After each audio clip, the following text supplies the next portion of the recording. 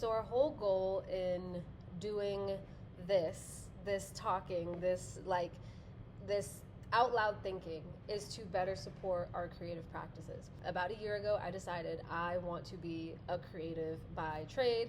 I want to exist as a creative. If we want to know the full story, really what happened is I read Rick Rubin's A Creative Act of Being, and I was utterly convinced. I listened to that audiobook and it really changed the way in which I thought about myself and all of the impulses that I've been suppressing, all of the creative avenues that I explored and then abandoned, and it really just changed my perspective on my life and what I want for my life going forward. At that point, I decided to start making art again. I started writing again. That's when I created my Substack and I started publishing publicly. I decided this is what I was going to pursue. And at that time, I also decided I wanted to do social media in some capacity.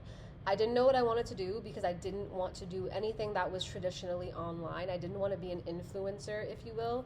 And so it was sort of on the back burner. It was something that I was thinking about, but I was still too scared to do. I was even just barely brave enough to post my Substacks on my Instagram at the time.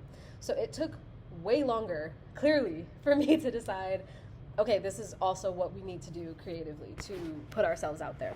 Because I've been, for the last year, forcing myself to explore my creativity and figure out what it is that makes me tick as an artist, I have so much knowledge to drop that I've learned in the last year, and honestly that I'm going to continue to learn and keep iterating on and dropping on here. The entire purpose of this is that, a real chat about the creative process as a practice, how I exist, what I'm thinking about, and sort of everything that builds up to be able to have all of those creative outputs. I am of a firm belief that you cannot have quality creative outputs that are consistent and are truthfully authentic to you if you are not cultivating your inner world and doing the work you need to do internally. If you're not clear on who you are and feel confident in yourself and can walk through this world without a care, there's no reason that you should start exploring your artistry, because it's going to be really difficult for you to do so. That's one of the first really major things I learned when I was first upfront building my Substack out. Even the first few pieces I posted, they were super, super emotional and heavy. And there was a lot of things that would come out in my writing process that were not even things that I was cognizant of being there. And it was a lot of things that I had to process on the page. That's not bad nor good. I took that as a sort of signal of okay, if this is what's going on when I'm writing, there must be things in my brain, in my subconscious, in my inner world going on and working that I don't even know about, that I'm not aware of, because I'm not making the conscious effort to explore them and understand them, because understanding and exploring those things are linked to my creativity and having creative practices and rituals, right? Over the last year, that has been the work for me, in addition to creating creative practices and rituals. It really started at the top of last year with just posting to the Substack and getting comfortable putting it out there. Wasn't consistent by any stretch of the imagination, but just getting comfortable doing that. Having a creative practice was the next thing, and building out what that looked like. How do I best fill my cup to have the best outputs? That spent, months under construction. And then I went through another wave of, it felt like I was starting over again. And then after all that, of even putting myself out there and building creative rituals and practices, I still was not clear on what I wanted to do, how I wanted to do it. And I still was not doing everything that I said I wanted to do because I was still too scared. I don't come from a background where any kind of knowledge on creativity or being an artist or anything like that would have been accessible to me. It wasn't even a reality I was familiar with up until pretty recently. I didn't have the confidence to sort of claim for myself until pretty recently. So honestly, it's all new to me. And I feel like there's not enough of that. I don't know of very many people who exist as creatives that don't have some kind of obscure form of income supporting them as they're exploring their creativity. Or they've been doing this for so long, they knew they were going to be creatives their whole lives, and so they've really cultivated an entire really fleshed out world. Though I know so many people who fit that genre of have been associated with art in some way, know their artist identity in some way. I don't know very many people who knew nothing, didn't think they were actually going to be artists, and then one day kind of finally decided to do it and are now going full force. And that's me right now. So I'm operating without a blueprint on a personal level, and I feel like I'm operating without a blueprint on like a creative level as well at times, like on YouTube, on Instagram, on Substack. I don't really know where I fit, and it's really interesting because it's really one-to-one to how I felt my whole life, and so maybe it's supposed to make sense in that way, but I've always felt like the odd one. I've always felt like someone who didn't really fit in, didn't really click with people in their lives, their life circumstances, or just like anything really, until pretty late in life, when I was finally in a position to like curate my own life and figure out who I am and that kind of a thing. So I'm a very late bloomer in that regard. I'm 26 and I'm just now sort of starting, and that's a really hard thing for me as somebody who is, you know, a ex-gifted kid and has a lot of perfectionist tendencies and obsessive tendencies. That's a really hard reality for me to accept, that I'm at the beginning of my artist journey, and that I'm still in the phase of trying and failing and being bad. And that's really hard. And I don't say that with any kind of negative connotation. I just mean that as like, this is the reality of what it takes. I feel like a lot of the artists I know and appreciate have this story. Most artists have this story of where they're toiling and toiling and toiling and trying and trying and trying and failing and failing and failing, and then finally something works 10 years down the road, 15 years down the road, 20 years down the road.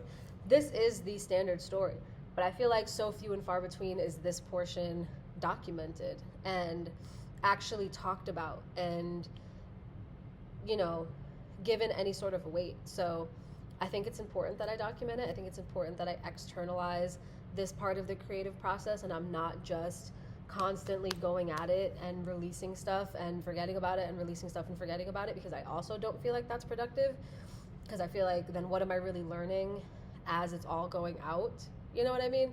So over the last week, I've been putting all of my year of preparation into practice in doing the, like, going all in. So I'm at a point now where I have gone all in. I am posting all over. I've kind of wiped my Instagram of everything that isn't related to this. I created a whole like brand. I've spent hours building this kind of world, creating a schedule that I'm posting to and I'm not getting paid for, losing sleep over this, to just go all in and try.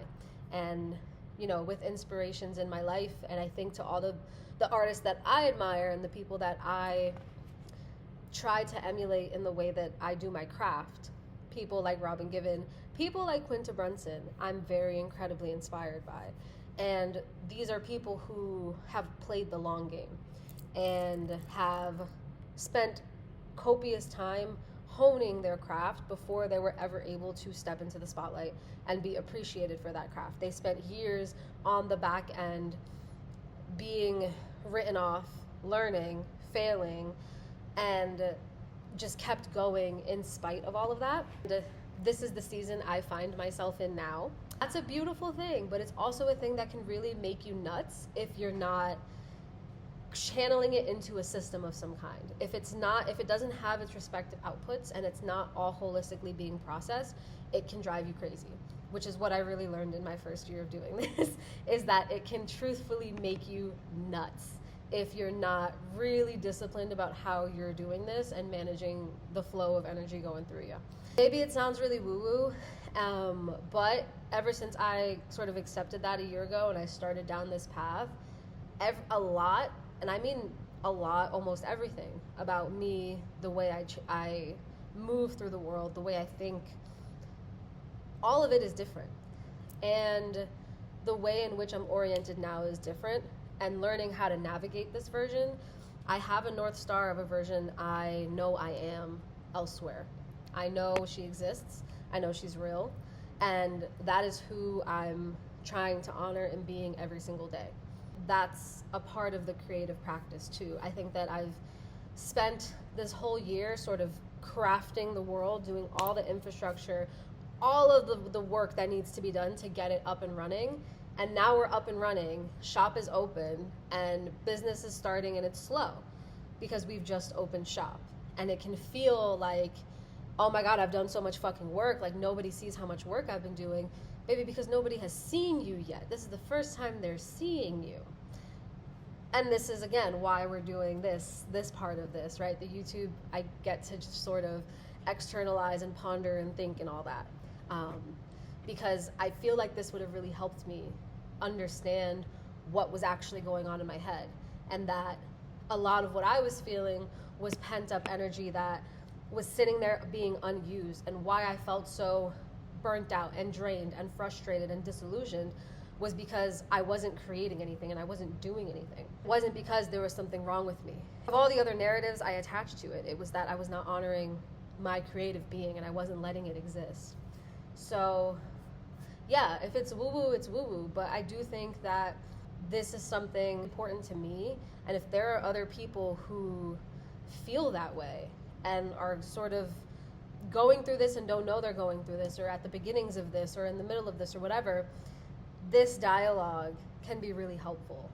So put your stuff out there if your capacity allows it, but if you're at the beginning of the journey, you can start with the easier things, and learning how to receive those impulses, how to manage them, willingness to be playful and be open to trying new things and failing and looking silly. And then we go from there. But yeah, this is sort of everything that has been on my mind creatively. The Juice Nursery Report does a good job at summing this up in how it pertains to the piece that I'm working on. So in the Juice Nursery, we're talking about all the thoughts that I had that got me to the final piece on Substack. Those you get about every other week. And here is the actual creative practices I'm doing to remain sane to better support those creative outputs. Hope that that is clear and makes sense. Yeah, I've spent a lot of time building this world. I want it to make sense and be cohesive, but hopefully this week we are beginning our creative practices, if nothing else, right? Q1 is over, we're in Q2. It's still the top of the year, we still have so much to go. No muss, no fuss. We can do this.